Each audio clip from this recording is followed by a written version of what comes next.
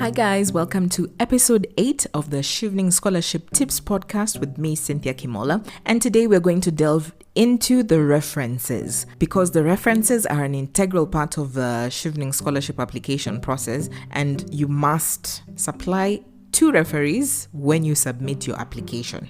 So the other thing also, you need to note that Chevening will not contact your referees to complete or upload references. It's your responsibility to obtain and upload references on behalf of referees. But the good thing is, for you to be able to be progressed to the next stage of the process, you have time. So you need to upload those 2 reference letters to the online application system by February 22nd, 2021. So whatever time you're listening to this podcast, if you're applying maybe in 2022, just go and check the website, the Chevening website, and you'll be able to know the timeline. But right now we're in 2020, so for those who are applying right now, the deadline is February 22nd, 2021. So also the other thing is, at a later stage, if you're lucky enough and you've progressed in the interview stage, the British Embassy or High Commission may contact your referees for verification.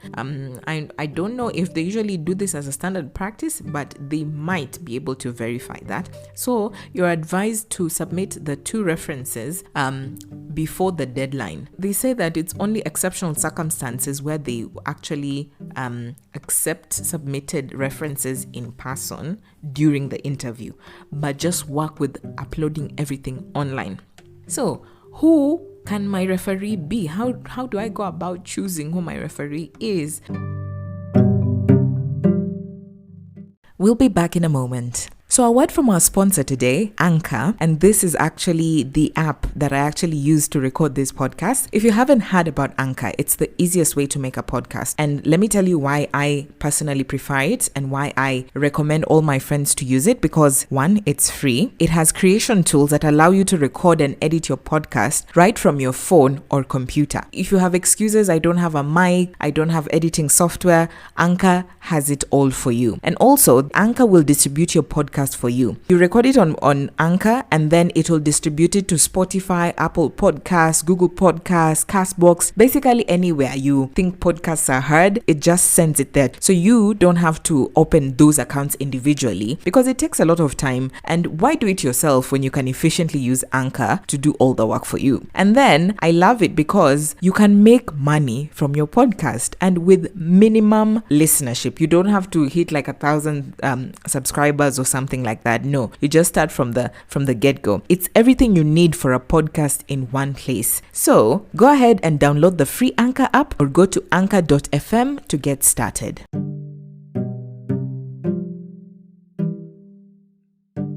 So you must ensure that the referee you're choosing, you're doing this carefully, because this is someone who is going to comment on your suitability to receive this scholarship. So you have to ensure that this person is either someone who knows you very well, and they say it should either be an academic or professional capacity, and it shouldn't be a relative or a close friend. So even if you have 2 academic professors writing your reference letter, that's fine. If you have 2 professional people writing your letter, that's fine. If you worked with them, that's fine. But either or is fine. If you get a professor and you get your boss, that is okay. Your former boss, your current boss, that's fine. Just ensure that it's not a close personal friend or a relative. And also, when you're actually approaching your referees, please go to the Chevening website. There's a place where there's the guidance section, which tells you about how they should write this reference letter, and I'll be able to touch a little bit about it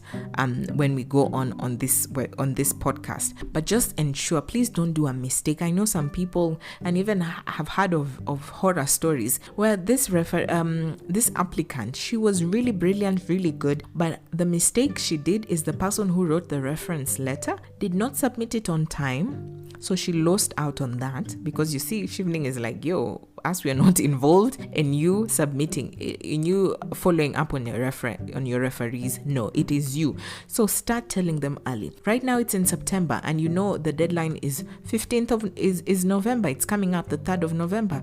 So right now you can also approach some of your referees and tell them, listen, I'm applying for the Chevening Scholarship, and I'd like you to be my referee. So it's going to get to a point where I'll need you to write this. Here's the link of how it should look like. My example. So for one of them, my boss, I was able to tell them in advance. All right, I told them I'm applying for this, and I even just gave them like a sample of my essay so that you can just have a look and maybe be able to pinpoint something here and there when they're going to write theirs as well. And I also had my professor from undergrad who was able to write it, and I cut it really close with her because she actually just submitted it almost on the second last day of the deadline. Like, it was so close. So that's why I'm telling you, start prompting them early in advance so that they can know, and then all you have to do is just to remind them like, hey, I need this. So some of the things that you must remember: if you need to change your referees, maybe you've approached someone and they said it's fine, I'm going to write it for you, but the deadline is approaching and you're not seeing like it happen, so you're going to look for someone else to write it. So if you need to change your referees before submitting your references before the deadline, you can actually do this on the online system. So you just log in and then you go to your application and you go to the reference section, and then you open the referee you wish to change, then click edit reference details. So you'll just follow the prompts and you'll be able to see that. But if you decide to change your referees, you must ensure that they still have enough time to complete their references by the deadline. So I really wish you all the best on this, because this is like a third person or a third party that you're trying to manage and tell them like, listen, you need to give me my reference letter on time. Of course, be professional, but also just letting them know like the gravity of the issue. Like, listen, this is the only thing that I'm waiting for so that I can submit it. Or after you've submitted it and you're trying to beat the deadline of February 2021, you actually just tell them like, hi, the deadline is on this day, so maybe if I can have it a week in advance, something of the sort, at least they will see, okay, you're prompting them and reminding them. And also remember, the references must be written in English. If you do not have two valid references by the time of the interview, you will not be considered for the award. That's why it's very, very important. I'm telling you, references can just mess you up. So let's say you're coming from a country where you're not speaking English, or your referee is not speaking English. What you can do is, and this is, I'm reading it straight from the Chevening website, they're saying, if your referee has written their reference in another language, you can upload this so long as you upload a notarized translation in English of the original reference. So in these cases, the original reference and the notarized translation of the reference must be contained within one file. So it's your responsibility to arrange a notarized translation if required. And they're also saying if a reference is submitted in a language other than English and does not have a notarized English translation contained in the same document, they will not be able to accept it. So yes, you can be able to upload a reference in Chinese, in whatever language, French, German, but just ensure in the same document you have put a notarized translation in English. Please remember this so that you don't just lose out just because you are not keen enough. And then, as always, remember it's 2 references. Repeat that again and again and again. So, I had said earlier that your references they need to be in a certain format, and they actually say what needs to be covered. And these references will be reviewed by the British Embassy or the High Commission during another stage of the selection process. So it's important to provide as much relevant detail as possible to support the applicant. So this is something that you need to tell your referee. So you need to tell them that they need to include the following. 1, your contact details. So your reference should cover the following: your contact details, address, email address, and phone number. They should say how long they have known you as the applicant, and then in what capacity have they known you: in the professional capacity, educational capacity, supervisory capacity, voluntary capacity, religious capacity. They need to say that I have known Cynthia for the past 2 years as her lecturer. You see, that's clear. It's educational. I have known Cynthia as my intern. That's something that a supervisor can say. And then they need to include when did they last have regular contact with you. So they should say, I last had regular contact with her in 2016, when she just completed her internship or something of the sort. Or we talk every week. If you have a mentor, you can say you meet every quarter, every month. Include all that. They need to include that. And then they should include a brief overall endorsement of you. So this should include the skills, like what are your skills in leadership and networking. They should talk about your personal, intellectual, and interpersonal qualities. They should also be able to